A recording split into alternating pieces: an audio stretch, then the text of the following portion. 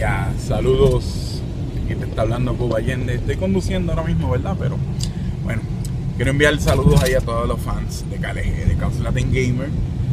Ahí un saludo también al staff de Chaos Latin Gamer, a Pili, a Saint, a Samuel, a Caesars, a como me llamen. Un saludo también a Hazuki, un saludo también a Blake, a DCKSL, también un saludo también a Don Gamer. Un saludo también a todas las chicas de No Future, lo que es Pipiu, lo que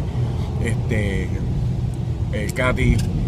También un saludo a las chicas de Notation también. A la chica también hasta a Alpi. Un saludo también a Neka. Sorry, es que ando pensativo porque es que estoy conduciendo, pero bueno, como soy un loco, pues no me importa. Miren, pueden ver que estoy conduciendo así, de verdad. Pues realmente nada, un saludo así a toda la gente. No he grabado hace tiempo, pero prontamente voy a hacer más videos enviando saludos y todo. No se pierda también la final de SKSL, que es No Temptation contra la Sweet Madness. Un saludito también a la Sweet Madness también. Mucha suerte les deseo. Y también pues un saludo también a los chicos de LAS, también a los chicos de KLG South, de verdad.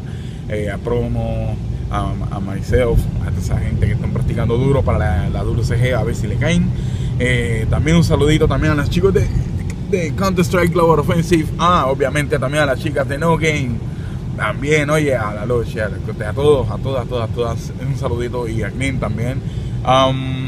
Bueno, también a Dailas, también a Headshot también. Oye, un saludito, un montón de gente. Realmente, bueno, ahí los dejo. Aquí Cuba Allende se despide a todos ustedes. Y un abrazo bien grande, un saludo desde Puerto Rico.